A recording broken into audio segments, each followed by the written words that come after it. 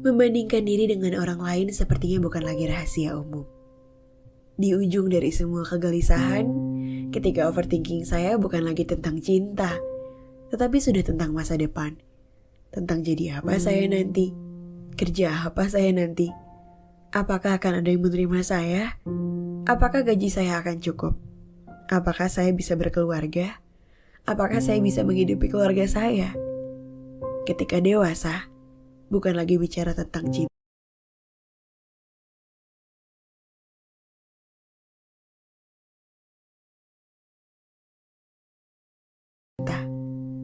namun tentang segala.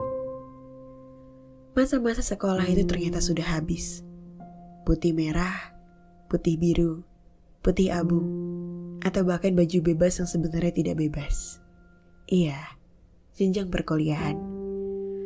Masa-masa itu kini sudah habis. Dan sekarang, aku diminta untuk menghadapi realita. Bahwa dewasa ternyata tidak semenyenangkan itu. Walau tentu saja, akan ada sisi yang menyenangkan. Yang membuat prasangka tidak menyenangkan, ya karena sekarang kita sudah tahu kalau banyak hal yang berjalan gak sesuai dengan rencana kita, dan banyak hal yang akhirnya membuat kita kecewa karena itu. Semasa kecil, aku beranggapan bahwa saat melihat seorang pria, waktu itu kira-kira mungkin usianya ada sekitar 23 atau 25 tahunan sepertinya. Dia berkacamata, dengan kemeja coklat tua, membawa tas di tangan sembari menyisap kopi menyusuri jalan raya. Rambutnya tertata rapi seakan-akan menandakan dia siap untuk berangkat kerja. Pakaiannya memang sudah pakaian kerja sekali waktu itu. Kalimat yang keluar dari mulutku saat itu ialah, enak juga ya jadi orang dewasa. Kalau udah kerja, bisa kesana sini sendiri, gak harus sekolah gini. Aku mengatakan itu sembari cemberut menatap rok merahku. Bocah cilik itu masih sekolah dasar. Dan kini sekarang bocah itu menertawakan dirinya sendiri. Yakin Ru? Rasanya gemas sekali. Karena rasanya juga aku ingin berbincang pada biru yang dulu. Biru kecil yang saat itu harusnya aku tepuk pipinya. Kemudian aku sadarkan bahwa ada sisi lain, ketakutan yang akan dihadapi ketika kita beranjak dewasa. Dewasa yang tidak sesederhana yang kita bayangkan. Dulu yang terbayang, dewasa dipandang bisa memutuskan sesuatu. Tidak ada larangan, semuanya pasti boleh. Dianggap sudah mapan, bisa kesana sini, liburan hahaha, banyak rekan kerja. Iya sih, memang ada juga yang gitu, yang gajinya tinggi, traveler, jalan-jalan terus. Iya gak? Adalah pasti.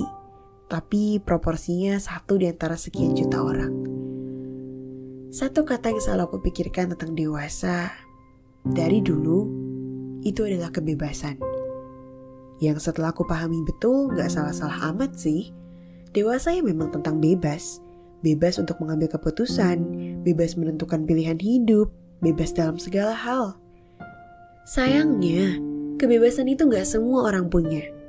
Kebebasan itu kadang cuma dipunya sama orang-orang berduit yang privilege-nya ada di bidang kekuasaan. Aku gak bilang semua orang gak punya privilege loh ya.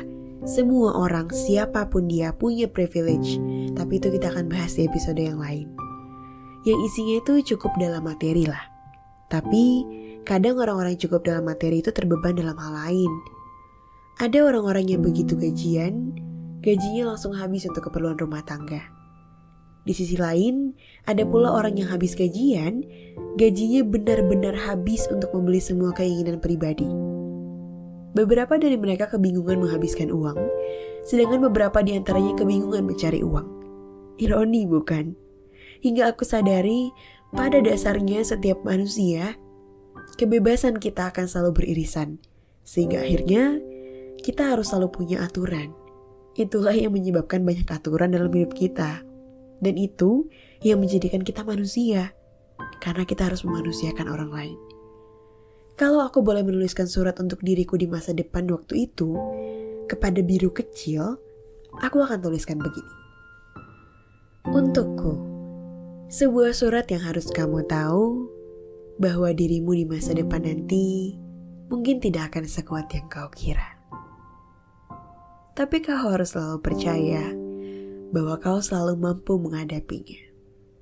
Nanti jangan selalu berdoa minta cobaannya dihilangkan ya. Coba sesekali berdoa agar bahunya dikuatkan. Oh iya, di masa depan nanti mungkin beberapa hal terlihat sederhana bisa jadi perdebatan yang panjang. Kamu harus banyak hati-hati. Aku gak tahu siapa yang nantinya akan menjaga kamu. Gak tahu juga di mana jodoh kamu. Gak selamanya juga orang tua akan di samping kamu. Yang aku tahu, diriku, kamu cuma punya kamu. Kamu pasti sudah mengalami masa-masa sulit kan? Kenapa? Seringkali dibandingkan ya dengan orang lain. Seringkali merasa tertekan ya. Kok dia bisa? Aku enggak. Kok dia punya? Aku enggak. Kok dia mampu? Aku enggak. Kok dia tahu? Aku enggak. Kok dia pernah? Aku enggak. Kok kayaknya aku gak bisa apa-apa. Kok kayaknya orang-orang senang terus. Kok mereka bisa bahagia? Aku kan juga mau. Di balik semua pertanyaan itu, aku ingin berkata, terima kasih banyak karena kamu sudah benar-benar memberikan yang terbaik. Setidaknya untuk dirimu sendiri. Aku minta maaf. Ternyata beberapa kali tidak sanggup menopang diri sendiri. Sesekali kita jatuh dan kita tidak paham seberapa dalamnya kita jatuh. Seakan-akan kalau kita mau ceritakan pada seisi dunia, sampai kita berbusa sekalipun, dunia gak akan paham. Seakan-akan kita mau minta sama semua orang untuk tahu rasanya jadi kita gak akan benar-benar bisa bikin semua orang paham apa yang kita rasakan. Persaingan di dunia gak benar-benar ada, gak benar-benar ada.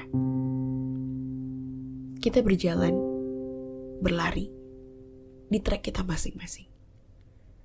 Walau banyak perbandingan yang sekarang menerjang kehidupan kita tentang dewasa yang ternyata tidak semenarik itu, tentang dewasa yang ternyata tidak semenyenangkan itu, kita berkejaran dengan rasa malas kita sendiri. Kita akan mengalahkan semua perasaan tidak baik itu. Kita yang akan bisa menarik magnet pada dunia, dan kita akan memberitahukan betapa menyenangkannya jadi kita. Untukku nanti, saat beranjak dewasa, ingat selalu bahwa dirimu berharga. Kemudian aku tutup buku di hari itu. Aku akan mengarahkan pandangannya sesungguhnya tentang jalan raya. Perhatikan tidak, beberapa kali dalam podcastku, aku seringkali membicarakan tentang jalan raya.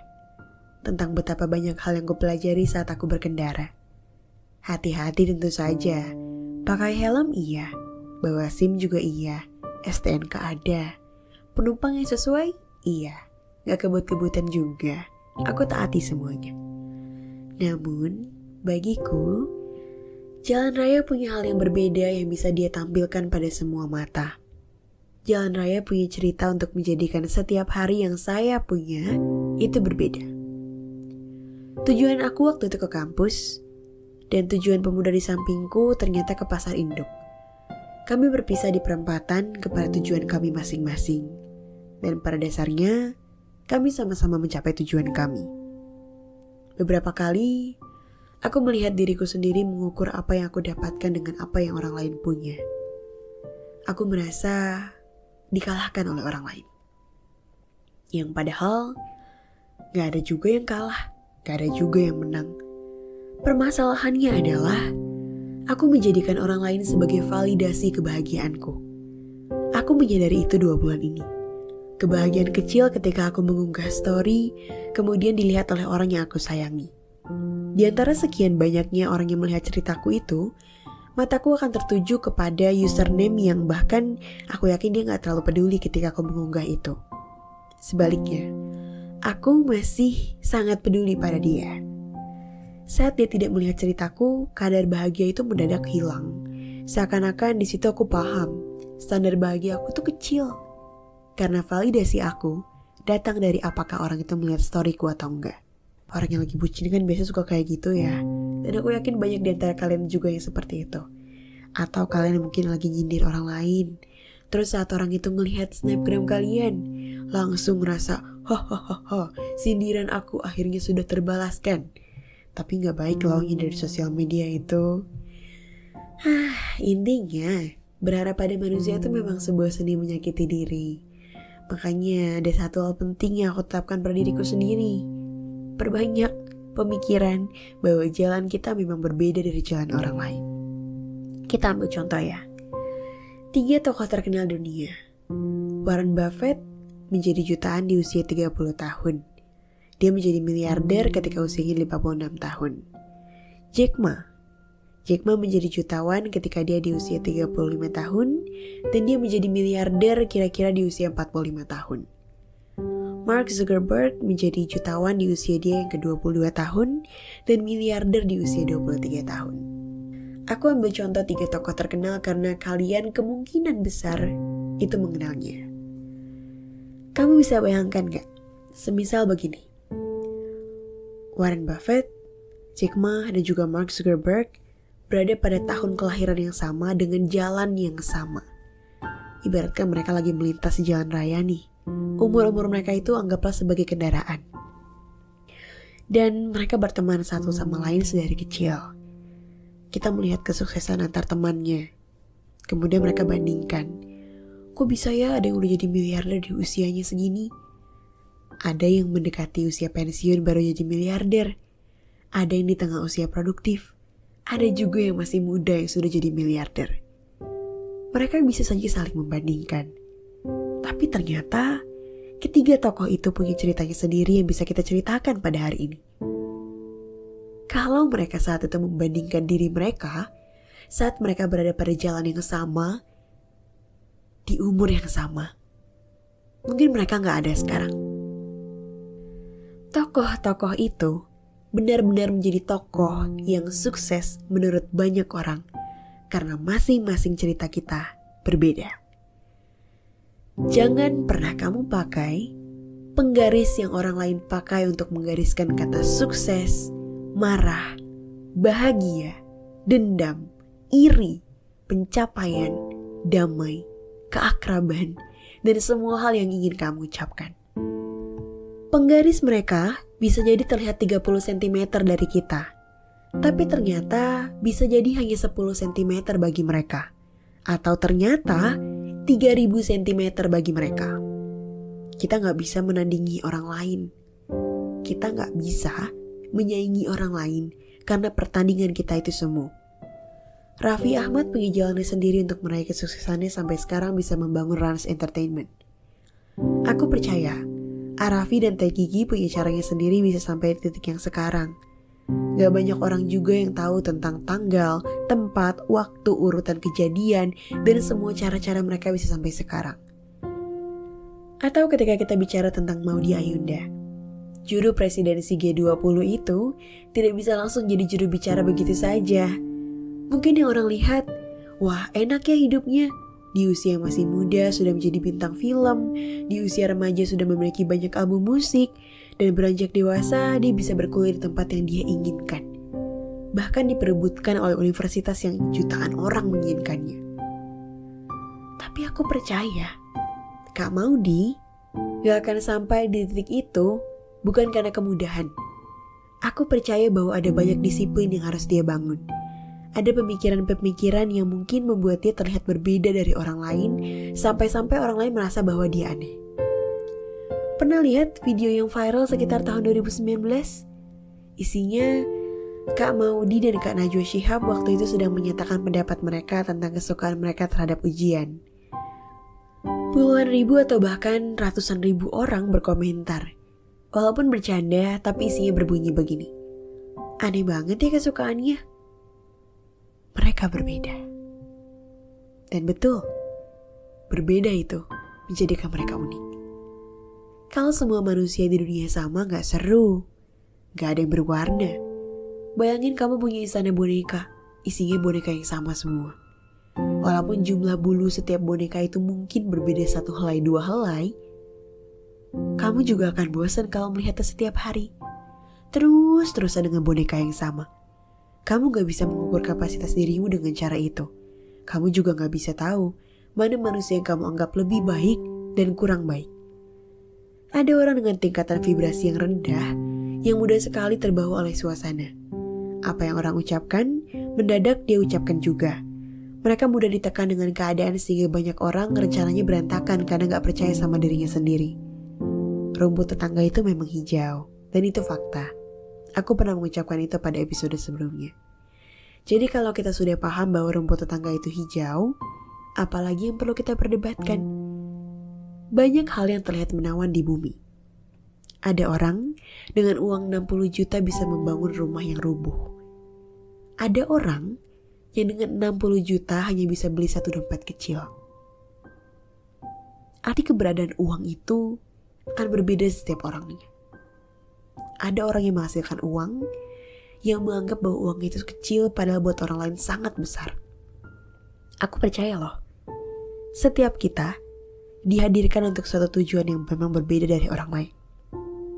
Cerita yang paling terakhir dari episode ini karena aku melihat waktu durasiku sudah menjelang 16 menit dan ini sudah banyak sekali aku bercerita ternyata pada hari ini. Aku cerita tentang hal yang kecil yang semoga bisa menjadi gambaran teman-teman ukuran tentang kesuksesan. Satu hal lagi. Pada suatu sore, sehabis aku berbelanja dari pasar Senen, aku dan temanku menaiki kereta di jam 5.30 sore hari. Kereta Jabodetabek itu betul-betul tidak ramah di jam-jam segitu. Kalau kamu ingin fat burning, kalau kamu ingin berdiri sepanjang 2 jam perjalanan dari Senen ke Bogor, di jam-jam segini berdempetan dengan banyak orang, sesak napas tentunya, kereta yang bergerak kesana kemari dengan dorongan orang-orang naik turun, lengkap dengan bau-bau ketiak orang lain sepulang kerja, aku menyarankan kalian pulanglah di jam-jam segini. Sore itu aku benar-benar memperhatikan sekelilingku yang terlihat sekali banyak perbedaan. Di jam segitu ada orang yang full make up yang masih terlihat apik sekali.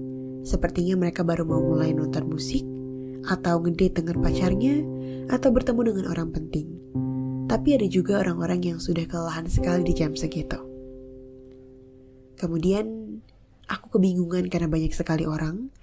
Aku melihat ada yang lagi dengar earphone, ada yang lagi baca buku, ada yang lagi tidur.